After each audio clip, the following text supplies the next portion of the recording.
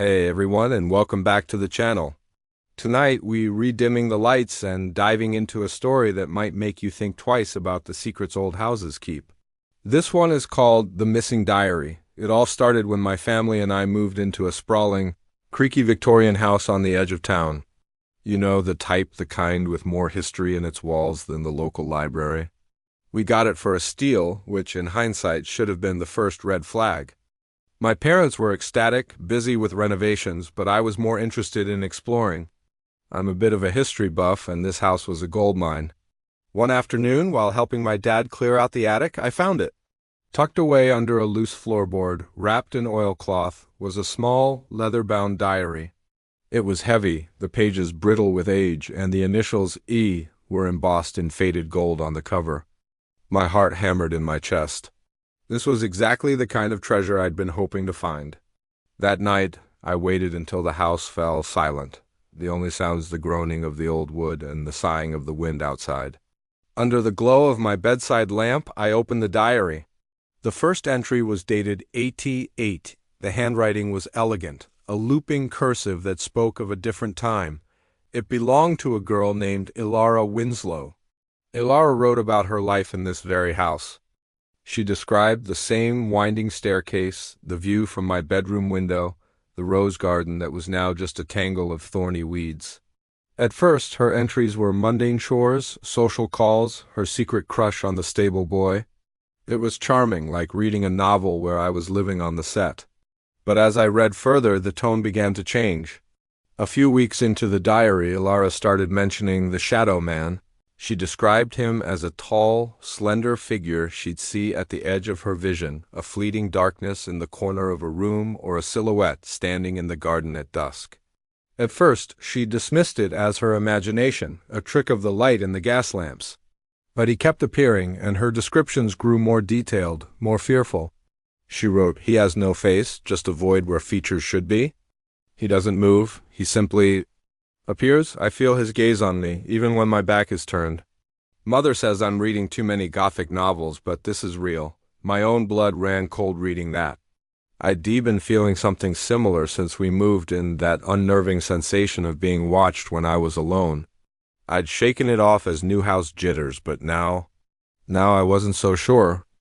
The diary became Ilara's confidant, her only outlet for a terror she couldn't share.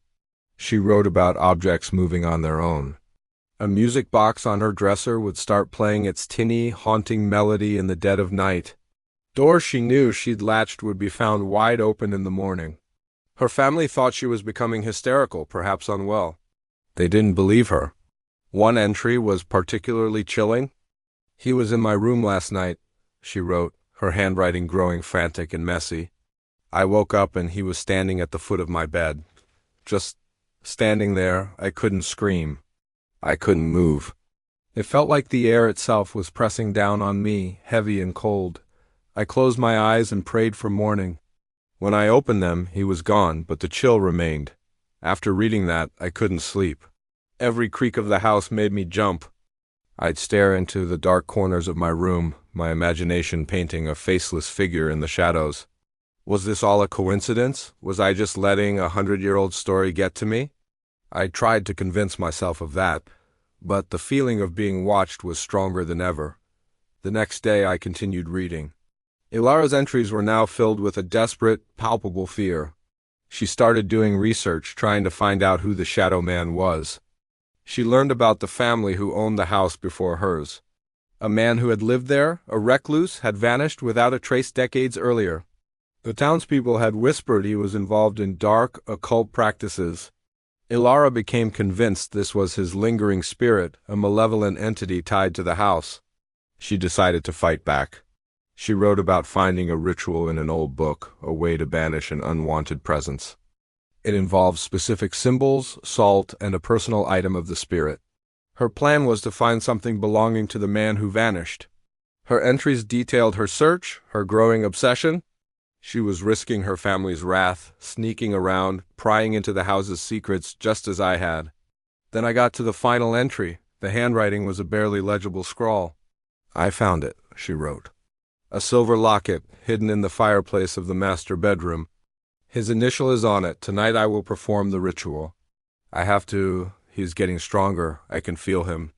Wanting something, I'm so afraid. If this doesn't work, God help me. And that was it. The next page was blank, and the next and the next.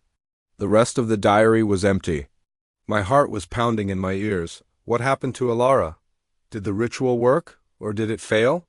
I had to know. The master bedroom. That was my parents' room now. Driven by a desperate curiosity I couldn't explain, I waited for them to go out for dinner. The house was quiet, eerily so. Armed with a flashlight, I went into their room. The fireplace was still there, though it had been sealed up. I ran my hands over the old bricks, my fingers searching for any loose stone, any sign of a hiding place. And then I felt a slight give in the mortar. I worked at it, my nails scraping until a brick came loose. My hand was trembling as I reached inside. It was dark and dusty, filled with spider webs. My fingers brushed against something cold and metallic. I pulled it out. It was a silver locket. It was tarnished and old, but it was unmistakably the one Alara had described. My breath hitched. This was real, all of it. As I stood there, holding the locket in my palm, the temperature in the room plummeted. The air grew heavy, thick, just as Alara had described. A flicker of movement in the mirror caught my eye. I turned slowly, my whole body rigid with fear. Reflected in the antique glass, standing right behind me, was a tall, slender figure. A man made of pure, featureless shadow. The Shadow Man, he was just as Alara had written. No face, no eyes, just a cold, terrifying emptiness, and in that moment I understood. Alara hadn't banished him. She had just shown him what she had, and now I had it too. The locket wasn't a tool to banish him. It was what he was tied to. It was what he wanted. I'm recording this now, from my closet. I dropped the locket and ran. I can hear him, moving through the house. Not the sound of footsteps, but a slithering, dragging sound. The doorknob to my room is slowly, silently turning. I don't know what's going to happen. I found Alara's diary, but I think I'm just about to write the final chapter. I wish I had never opened it. I wish I had just left it under the floorboards. Thanks for listening to my story tonight. I hope it gives you a little chill. Remember to be careful what secrets you unearth in old places. If you enjoyed this, please hit that like button and subscribe for more tales from the dark. Stay safe and see you next time.